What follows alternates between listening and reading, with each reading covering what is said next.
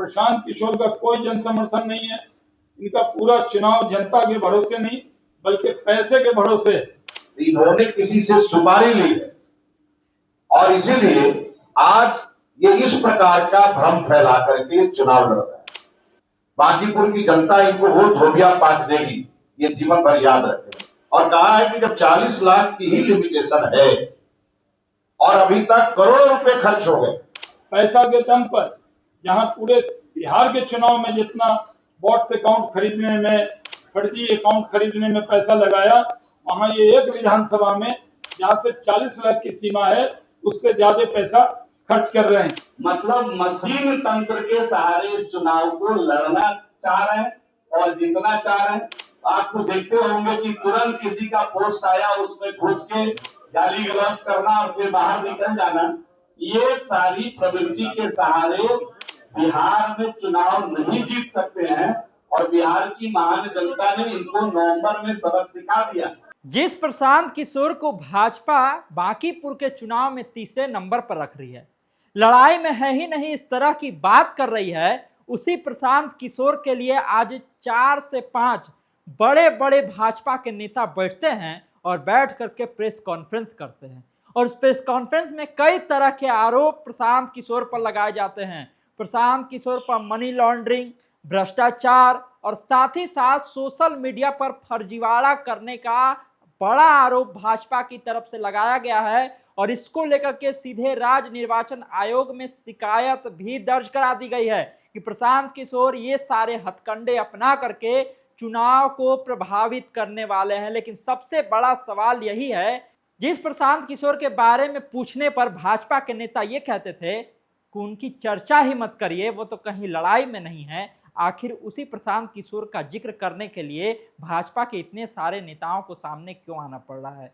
क्या बांकीपुर की चुनावी लड़ाई अब सीधे भाजपा बनाम प्रशांत किशोर की हो गई है? और क्या ये प्रेस कॉन्फ्रेंस भी इसी ओर इशारा कर रहा है? अब हम आपको सुनवाते हैं कि किस तरह से शाहनवाज हुसैन, मिथिलेश तिवारी और साथ ही साथ जीवेश मिश्रा एक के बाद एक प्रशांत किशोर पर बड़े बड़े आरोप लगा रहे हैं। और यह आरोप लगाया कि प्रशांत किशोर चुनाव के समय में सोशल मीडिया पर फर्जी अकाउंट बनवा रहे हैं और उन अकाउंट से लोगों को गाली भी दिलवा रहे हैं। और अब शिकायत दर्ज जब कराई गई है तो शिकायत पर क्या कार्रवाई होगी ये भी देखना होगा। आप सुन लीजिए कैसे वो तमाम लोग क्या कुछ कह रहे हैं। ये लंदन से भी लड़ाई लड़ रहे हैं, दिल्ली के बसंत कुंज से भी लड़ रहे हैं और यहां तो एयर में लड़ ही रहे हैं सब आपको।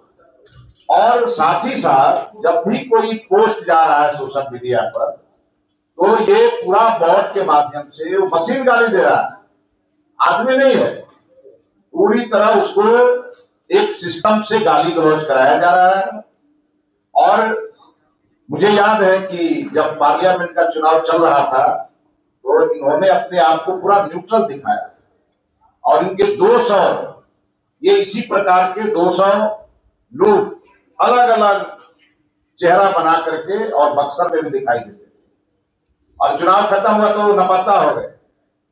और इस बार जब विधानसभा का चुनाव चल रहा था तो आप लोगों को याद होगा कि उन्होंने एक घोषणा किया था कि नीतीश कुमार को अगर 25 सीटें आ जाएंगी तो मैं राजनीति छोड़ दूंगा। नीतीश कुमार जी ने सरकार भी बनाई, मुख्यमंत्री भी बने। अब भाजपा की तरफ से सम्राट चौधरी जी को मुख्यमंत्री सौंप करके उनके बेटे भी आज मंत्री के रूप में काम कर रहे हैं और सबसे बड़े प्रचंड बहुमत से आज एनडीए की सरकार चल रही है। तो प्रशांत किशोर जी कहते कुछ है और करते कुछ है, कथनी और करनी में तो बड़ा अंतर है। दूसरी बात है कि ये जो representation of the people act है, इसका ये सीधा सीधा उल्लंघन कर रहे हैं, धोखा दे रहे हैं और एक बहुत बड़ी पॉलिटिकल साजिश कर रहे हैं। ये जो है वो नहीं दिख रहा है। मतलब ये मैं तो ये कहूंगा अगर सामान्य भाषा में इन्होंने किसी से सुपारी ली है और इसीलिए आज ये इस प्रकार का भ्रम फैला करके चुनाव लड़ रहा है। बांकीपुर की जनता इनको वोट धोबिया पाट देगी, ये जीवन भर याद रखें। और दूसरी बात, करप्ट प्रैक्टिस का एक जीता जागता उदाहरण। आप सोचिए जहां इनकी पत्नी के नाम पे कंपनी है, ठीक उसी बिल्डिंग में एक दूसरी कंपनी है जो सीधे सीधे यहां फंड मैनेजमेंट कर रही है, प्रचार में अपना पूरी तरह से ताकत झोंके हुई है, उसका इस चुनाव से कोई लेना देना नहीं है।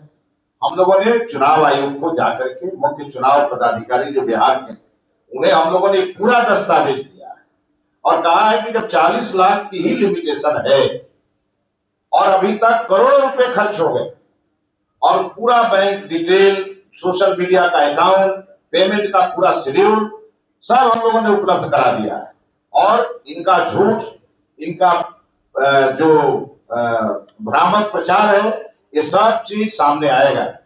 और जैसा कि शाहनवाज जी ने कहा, इनकी हालत है इसकी टोपी उसके सर करने में, और ये बहुत बड़े बहुरूपिया है। ये घंटे घंटे अपना चादर बदलते हैं, चादर का रंग भी बदलते हैं। तो ऐसे बहुरूपिया को बिहार की जनता ने तो रिजेक्ट कर ही दिया। प्रशांत किशोर का कोई जन समर्थन नहीं है। इनका पूरा चुनाव जनता के भरोसे नहीं बल्कि पैसे के भरोसे।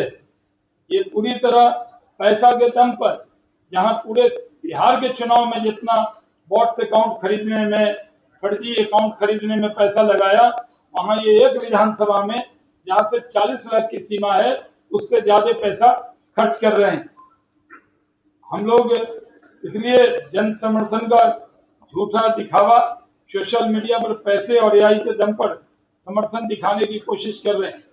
जनता ने 2025 के चुनाव में ऐसा करने पर उनको औकात दिखाई थी और उनके उम्मीदवारों की जमानत जब्त हुई थी। प्रशांत किशोर पूरी तरह पॉलिटिकल ठगी कर रहे हैं, लोगों को भ्रम पैदा करते हैं। सिर्फ उनकी 4 लाइन में 2 लाइन अपनी तारीफ होती है। Social media post like 5, tweet 200, retweet 240, social media post like 10, retweet 55, उसको रीट्वीट किया गया 55, 100, 150, 200।